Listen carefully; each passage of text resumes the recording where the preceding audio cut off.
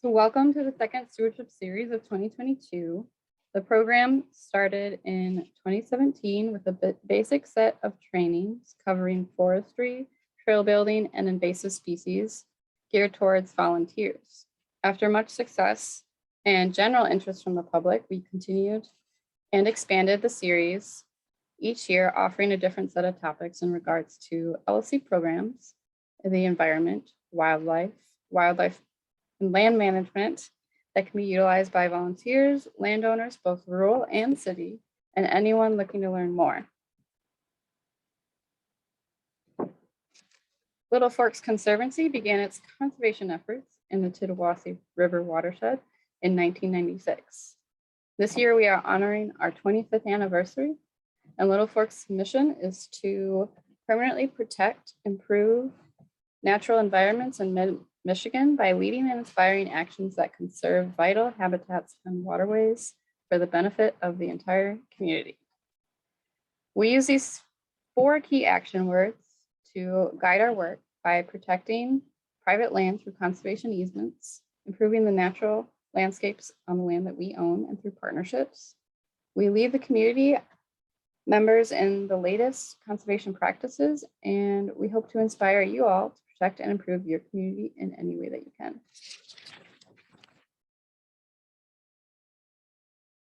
And today we have our Land Conservation Specialist, Shelby Kane, presenting on conservation at home.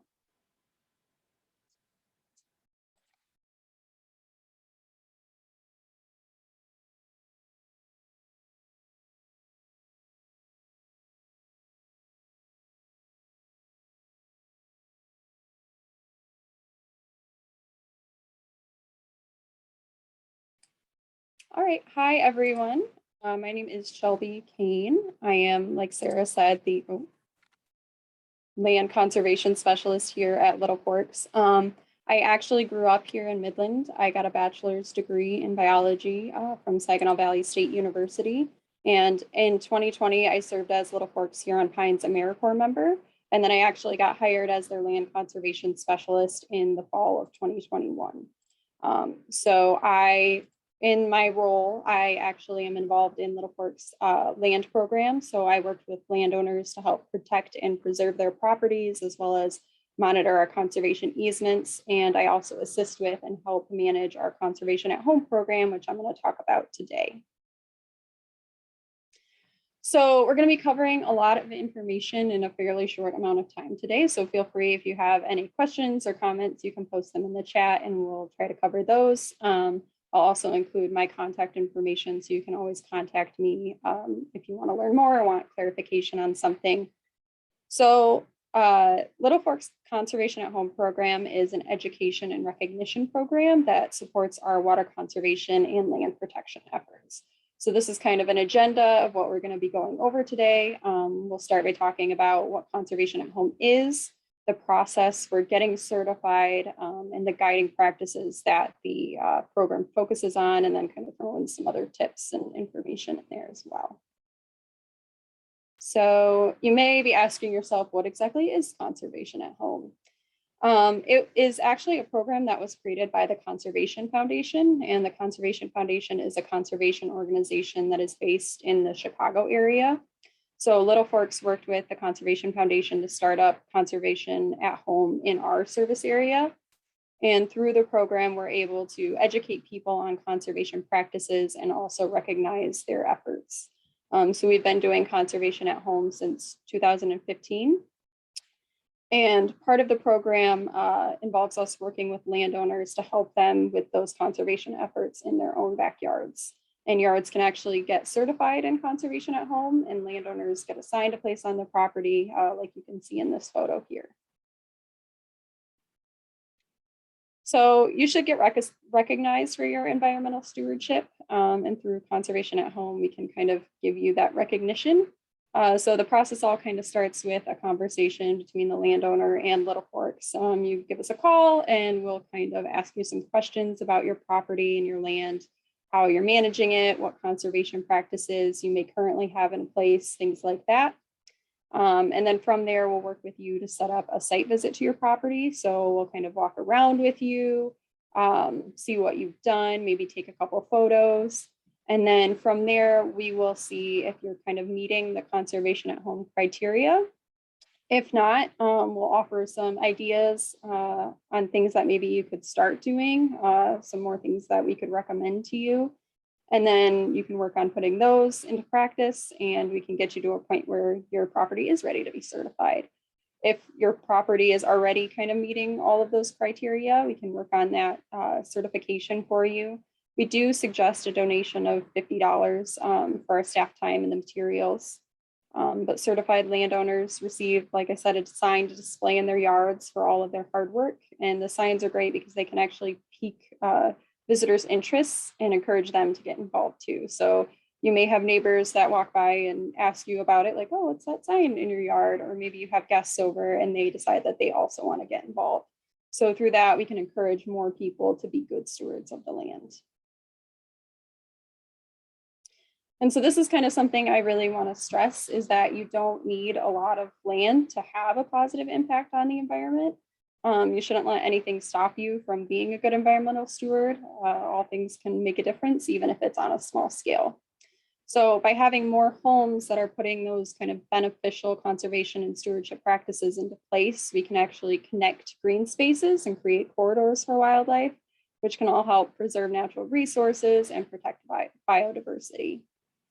So when habitats are kind of separated and fragmented by things like buildings or highways, houses, it can make it more difficult for wildlife to find things like food, water, shelter, mates.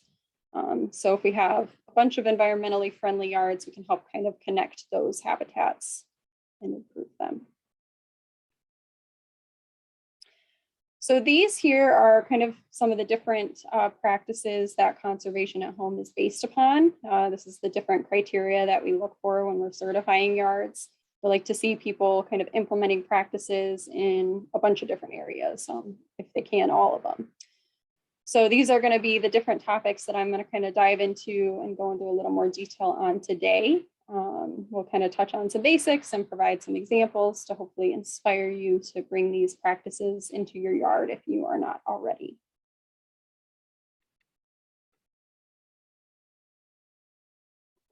And so we'll kind of start off with some lawn care tips. So a lot of the grass species that are used for lawns are actually not native to our region and area.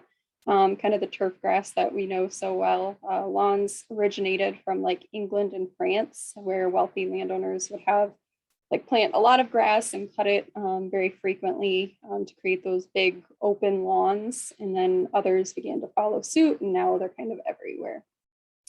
But lawns can be high maintenance, and they can also be very costly.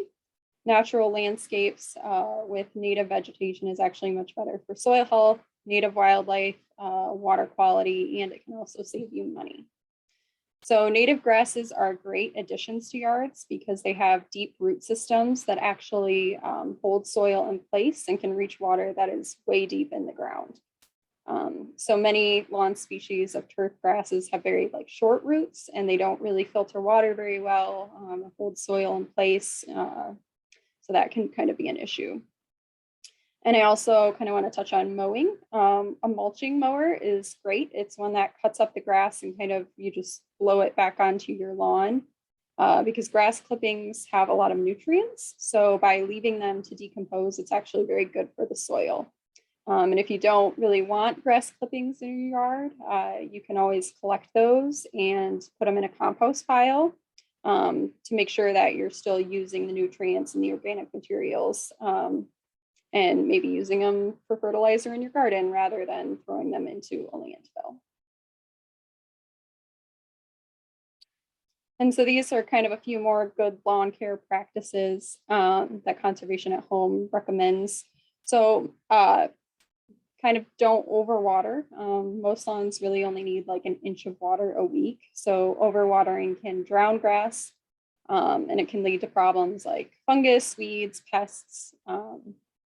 So that's something we really want to avoid. And like I mentioned before, native plants have those really deep root systems. So the roots go way deep in the soil to get water. Even times when there's kind of a drought or it's really dry, they can get the water that they need.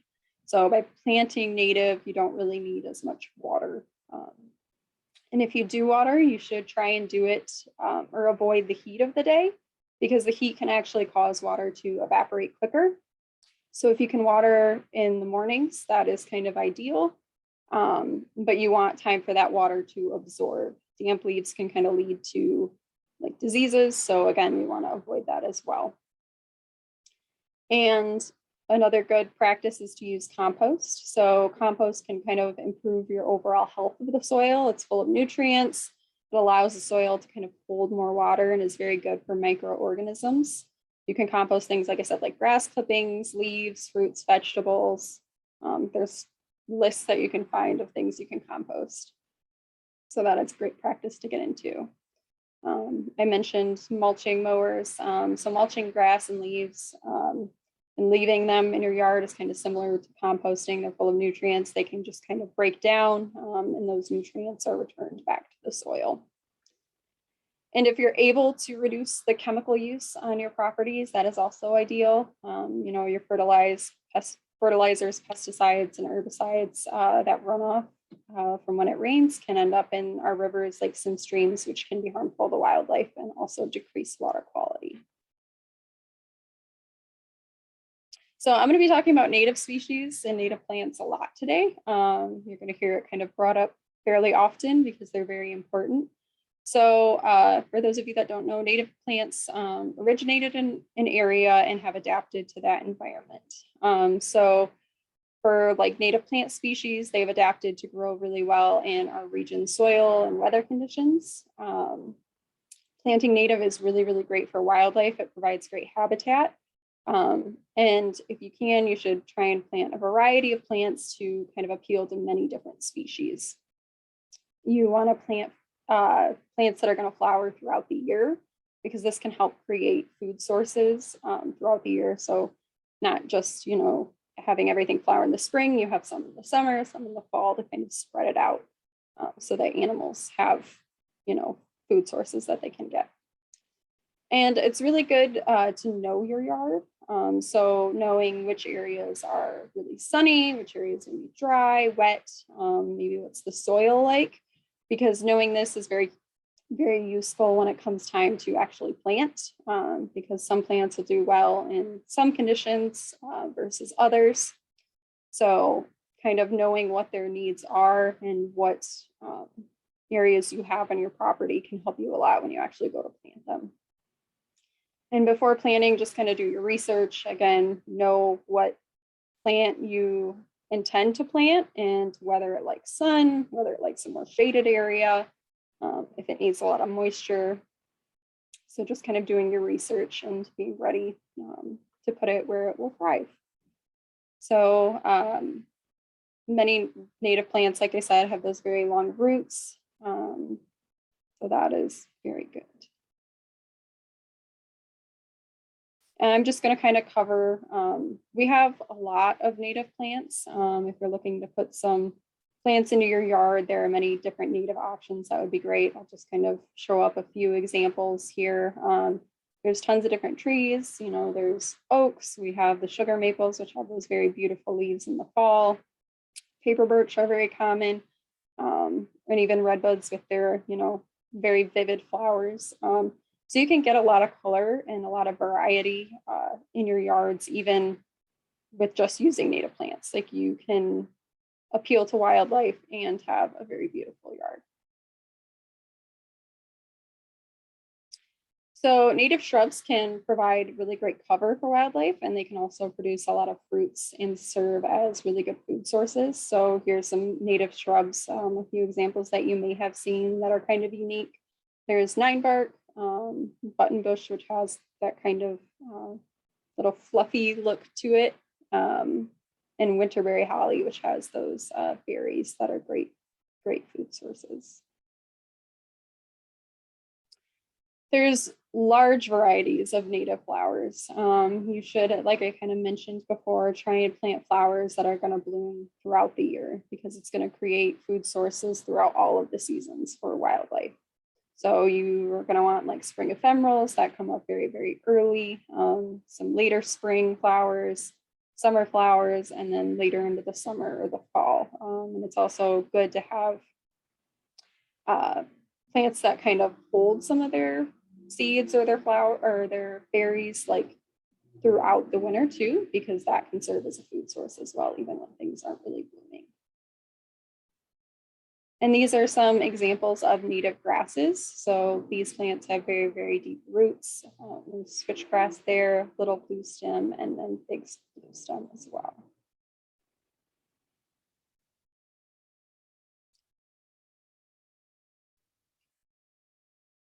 And so this here is kind of a visual example that shows the differences in roots of native plants versus non-native species. So I've said many times, native plants have those really, really deep roots, which you can see in this picture here, compared like looking at, just the turf grass compared to everything else. Those are very, very small roots. So they're not going to hold the soil. They're going to have trouble getting moisture when it's dry. And the roots also help filter out pollutants and prevent erosion. So they're going to help stabilize the soil. So that's kind of a visual example of why native plants are really, really good. And if you're interested in getting more native plants, you can order them from places. There's a couple different places here in Michigan. The Michigan Wildflower Farm or Wild Type Plant Nursery are places where you can order native seeds. There's also local plant sales like the Chippewa Nature Center or Nature Beach, or even local conservation districts sometimes have native plants as well that they can sell. So that's something to kind of keep in mind if you're interested in kind of doing some planting this year. Maybe look into your native options.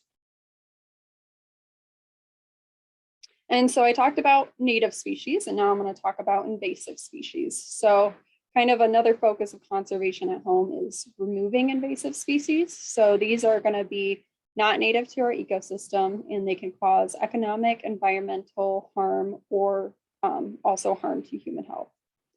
So invasives can be things like plants, animals, insects, fungus, bacteria, and they can also occur all over. So they can be in our waterways, in our forests, grasslands, wetlands, and even in our backyards. And a lot of the times they are in our backyards.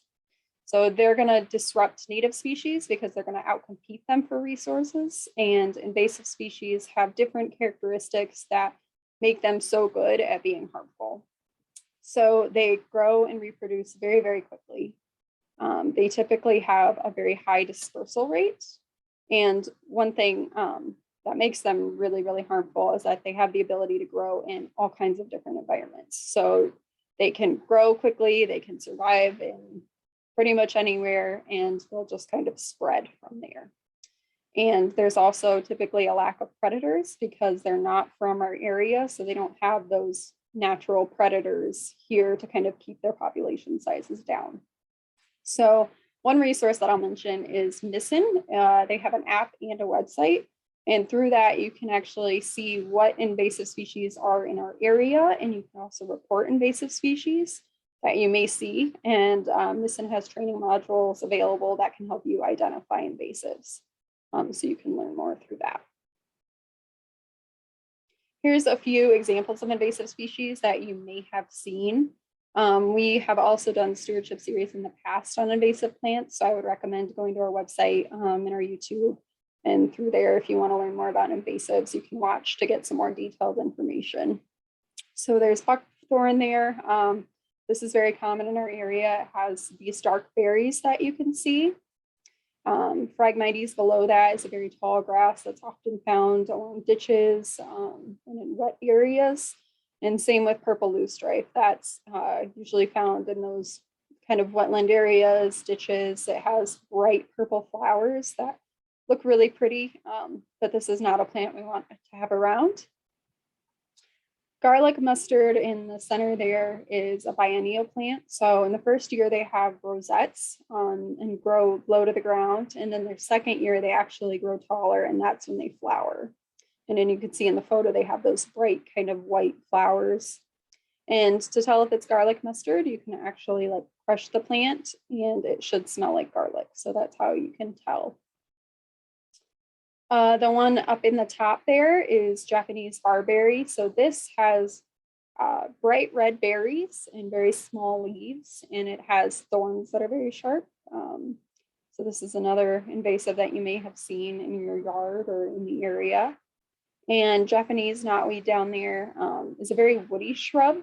The stalks are then like compared to bamboo, and it actually can spread through rhizomes in the ground or even through like small fragments. So if you see any of these, you do not want them in your yard.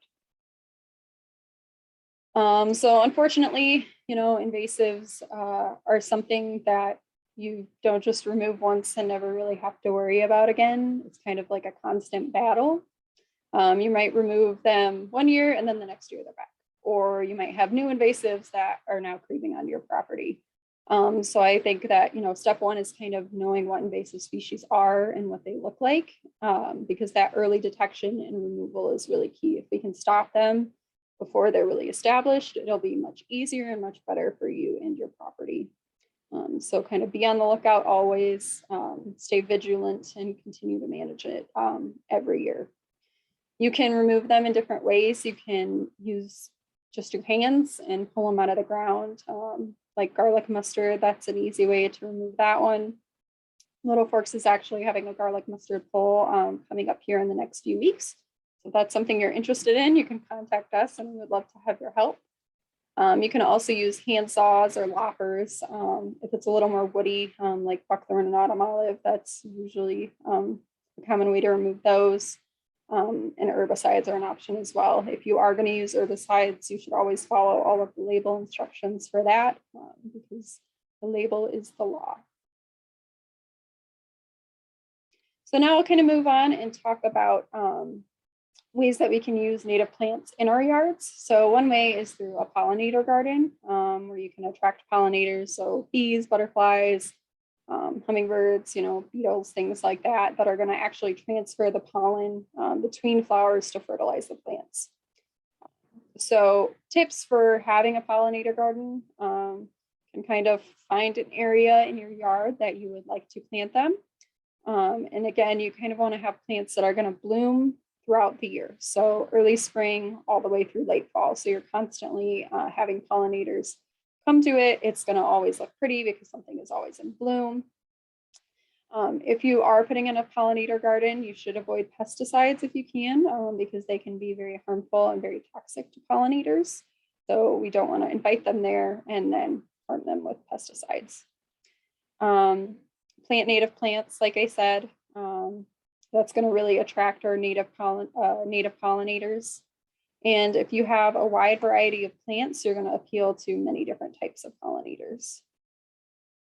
Pollinator gardens are a great way to just kind of encourage them to come visit, and they can look very beautiful in yards and take up some areas that you would typically mow. So here's just kind of some pictures of what it may look like if you were to put pollinator plots in your yard. Can be a very small section of your property if you just have, kind of one corner or an area along your house, or it could even be like a larger meadow, kind of whatever you like and whatever you have room for, but they can be very eye-catching. And we need rain. It's very important, but sometimes that rainwater can cause some problems for us. This can be because when it rains, we have large amounts of water that are going to run through our properties. And as the water flows into our ditches and drains, it eventually can make its way into our lakes and rivers and streams. But along with that water can be other things that the water picks up.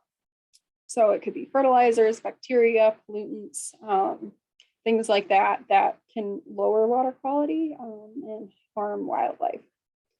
So large storms or even just rain, a lot of rain over time can also cause erosion as soil is kind of moved with the water, kind of like the fertilizers, bacteria, or pollutants. So as that soil is kind of moved along, it can then end up in other places. So the sediment can end up in our waterways where it makes the water kind of like a murky brownish color and make it more turbid, which can then affect like how much light can reach the aquatic plants. So that can also have issues. And we've recently kind of had a lot of rain. So you may have noticed areas in your yard that are holding more water or maybe not as draining as well. So maybe you've noticed some erosion issues on your property, or some areas that you are interested in kind of focusing on for some stormwater management. And so, like I said, with all the rain we've gotten, maybe your yard kind of looks like this photo here. So there's different practices that can help manage stormwater, and I'll kind of go into each of these in the next couple slides. So you can plant native, you can put in rain gardens, and you can also use rain barrels. And so I'll start with rain gardens. So they're very, very useful because they help filter out pollutants in the water, in the runoff, and can also help create habitat. So food and shelter for wildlife. They can invite, butterflies, insects, birds, all to come into your yard. So to make a rain garden, you can either find a depression in your yard, so an area that is maybe a little bit lower, or kind of holding a lot of water. So you locate those natural areas, the natural wet areas, or maybe it's even kind of like a ditch, and you can fill that area with native plants. So native plants are going to require less water than the non-native. So they've got those deep roots that have kind of adapted to grow and survive in our environment, and that can help slow the flow of water through your yard. So you just kind of find that spot, put the native plants in, and then just wait for it to rain. And it can be very beautiful, like in these pictures here. But it's gonna help capture and absorb that water. It's gonna filter out pollutants. They look very nice, and they can also attract a lot of wildlife as well. So another thing that you can do is you can put in rain barrels. So rain barrels can actually save you hundreds of gallons of water and reduce kind of those large amounts of water that are just running through your property when it rains. So this can decrease, like we said, erosion, pollution. So pretty much they're just a large barrel with like a screen over top of it to keep debris from going inside. And they usually have a spigot at the bottom to kind of get water out. So you install them under your downspouts, and then just kind of wait for it to rain. And when it rains, the water is going to go down the roof, go into your gutters, down your downspout, and into the rain barrel where it captures it. So if you put these rain barrels kind of up elevated, it makes it easy to just put a bucket underneath. You can open the spigot, get your water out for whenever you want to use it later. And that water can be used to water your lawn or maybe your garden. You could wash your car with it. You can leave water for wildlife, fill your bird bath. So there's all kinds of things that you can do. But then when it is dry and you need water, you have a whole barrel full. And rain chains can also be like a fun kind of alternative to downspouts that can be kind of attractive addition to your landscaping. So maybe if in one area you wanted to put in a rain chain, it'll kind of help, again, direct rain to a barrel or towards vegetation. That's just kind of a fun thing to throw in. Okay, so now I'm going to talk about building wildlife habitat. And so wildlife need a few things to survive. They're going to need food, water, shelter, and space. So having, I've said it before, but a variety of food that is available kind of year round is going to be great for them. Water is very important. Shelter, they're going to want somewhere to hide from predators, to get cover in bad weather, someplace that's going to be a safe spot to raise their young. So if you want more wildlife around, you want to kind of provide them with places that make them feel safe. And it's good to have like a variety of different habitat types, because this is going to attract different animals to your yard. And by providing for their basic needs, your yard is going to be more inviting and attract more wildlife. So kind of aiming for a variety is going to help bring a good diversity. And it can also be fun to kind of keep track of what species you have on your property, to kind of watch and identify them if you can, or kind of learn to identify. There's lots of different resources. There's apps, books that you can get, kind of figure out what you have in your area. Trail cameras can also be fun, just a way to see who's visiting your yard. So if you want to attract insects. You know, we need insects. They're great for pollinating our plants, like we talked about. Pollinators, you know, we've got bees, butterflies, flies, beetles. They're all extremely important, and having them around is a good thing. So some insects are also predators that will kind of keep those harmful insects out of your yard and out of your garden. So those are good to have around as well. And so to invite more insects to your yard, plant native, which I've been saying kind of throughout this whole presentation, but it's true. You can create insect hotels, kind of like in the bottom picture there, where you have like different pieces of wood that have holes drilled in them, or kind of different sticks and things that can create a place where they can kind of get inside to get out of the elements, or to kind of burrow in and hide. Snags are great. So snags are going to be dead trees that are kind of still standing and are kind of starting to decompose. So a lot of insects will use those, or you can have like rock and log piles where insects can hide underneath, or maybe sun themselves on top of. So if you ever like, you know, move a rock or a log and you see them all scattering around, they really like those as well.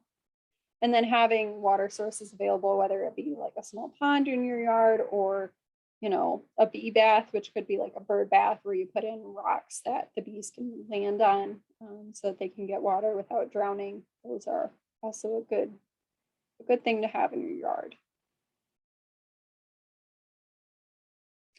And if you want to invite birds, you can do many different things. So having bird baths available, so they have a water source as well for cleaning themselves or just staying hydrated. You can have elevated baths, so birds that prefer kind of higher up feeders and things will like those. Or you can also put even just like a bird bath on the ground, so like a plant pot saucer, which is going to be good for birds that kind of prefer staying close to the ground. Those will probably utilize a bath on the ground more. It's good to have a variety of feeders with different types of food as well. You can have the suet feeders, tube feeders, kind of platforms, nectar feeders, because different species of birds are going to prefer different types of food and different feeders. So by having kind of a lot of options for them, you could again attract different diversity of birds, and then see what they prefer. Same with bird feeders, it's good to have a variety of houses for them because different species will have a preference to what house they like. So it's important to keep in mind like the size of your entrance hole, because that's going to affect which birds are able to use that feeder. And native plants can also attract birds to your yard and be a good food source or a great nesting spot. So if you're interested in learning more about like bird counts and bird watching apps, you can also register for our third stewardship series on May 11th, where our AmeriCorps member Aaron will be talking about that. And if you're interested in creating habitat for like amphibians and reptiles, there's a few other things you can do. So one is you could just have like piles of rocks or logs kind of somewhere where they can hide or bask in the sun. These critters are ectothermic, so they can't generate their own body heat. So that's why you may see like a lizard kind of sunning itself on a rock or something, because they need, you know, that heat from an external source to warm them up.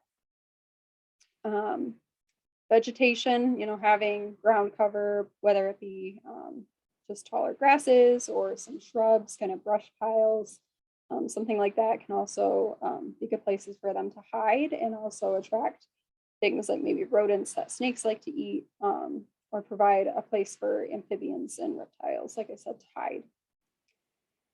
Vernal pools are extremely, extremely important. They're great habitats. They're kind of like a seasonal wetland, and they're very, very important for many different species because they are good breeding grounds. So if you have any of those on your property, typically there's a lot of critters that will utilize those vernal pools. And again, having a water source available, it can be a pond or even just a water dish, something that they can use to stay hydrated. And you can create kind of like in the bottom of the slide there, they make toad abodes that you can buy where toads can kind of take shelter underneath, or I've also seen you can use just like a gardening like plant pot, like a terracotta, and you can put it halfway in the ground where they can go inside, or you can like put it on some rocks just somewhere that they can get shelter. That can be kind of a fun little thing that you can do in your yard as well to provide habitat for them. And for mammals, kind of similarly, you can have brush piles on your yard. So if you're cleaning up your property and you have a bunch of sticks, you can just kind of pile them up in an area to give those animals some place to hide. Snags and fallen logs are actually really good to have around because they can provide that cover or shelter. They can also be good sources of food, or some animals will kind of use them as like places to hide.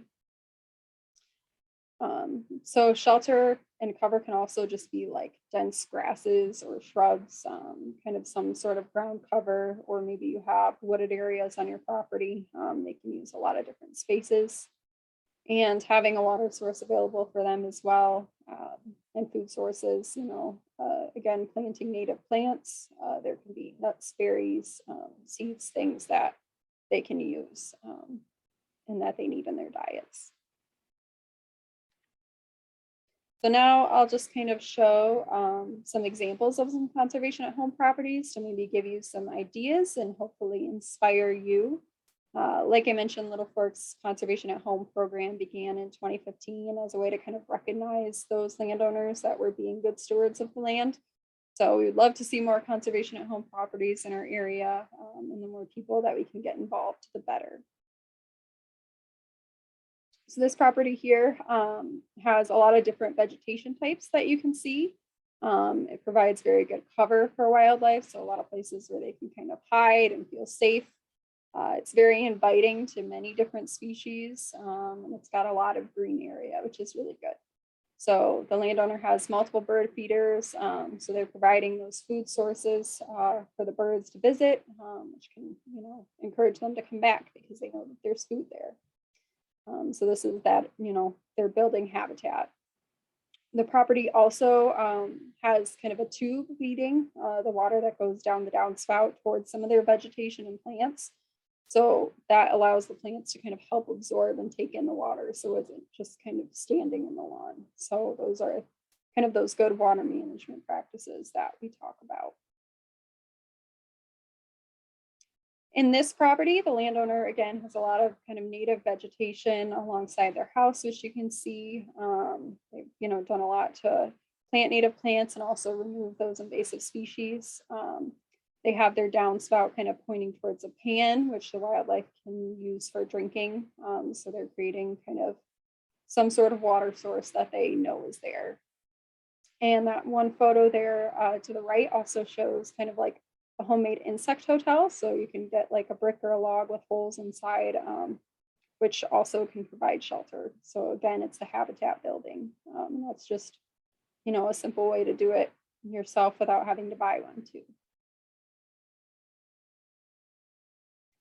This property here has a lot of water available for wildlife, but it also, looks very pretty on their property. They have some good native plantings that are very beautiful and also great for the environment. So they've used native plants to kind of create a garden, which you can see in that center photo there. That's very welcoming to not only people that come visit, there's a bench there. So I myself would love to go and sit there. But it's also good for wildlife that are going to visit. And I thought it was fun too. They also used like a straw bale for their gardening. So just using like a simple bale of straw and kind of planting things in there. And this is kind of the last property that I'm going to show. It's just another very, very nice property and a really good example of conservation at home in practice. So this definitely took a lot of time and effort to get to this stage, but definitely is very well worth it. It kind of shows how native plants can be a very attractive addition to someone's yard. So you might be like, oh, I don't know how native plants are going to look, but they can look very, very nice.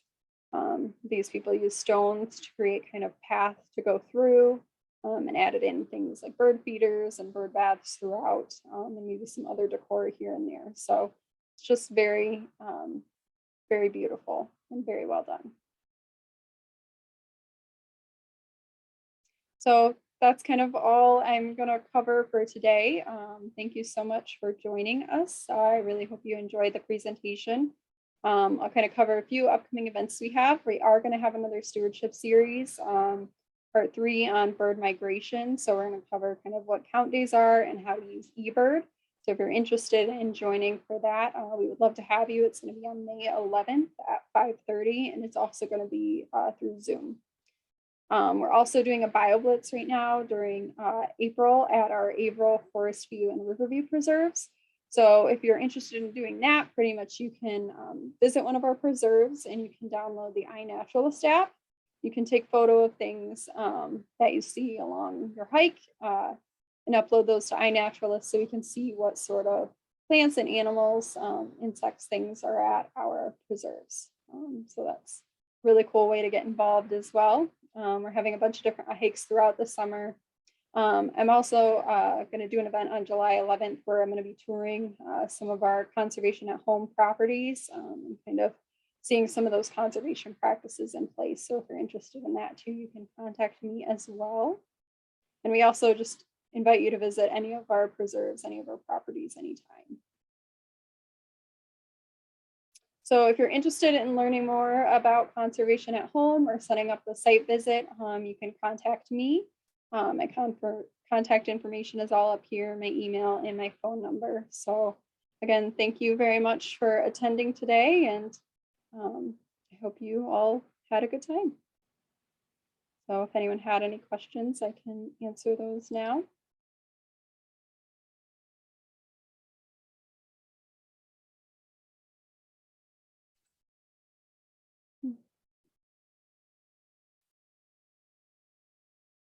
Thank you, Shelby, for doing that presentation. If anyone does have questions, you can unmute or you can put it in the chat. We are open to either one.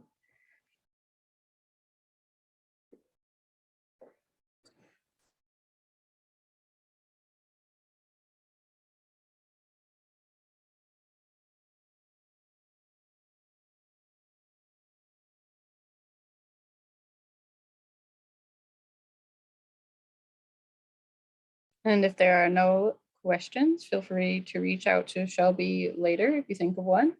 Otherwise, go enjoy this beautiful weather and enjoy the rest of your evening. Thank you for joining us for the stewardship series.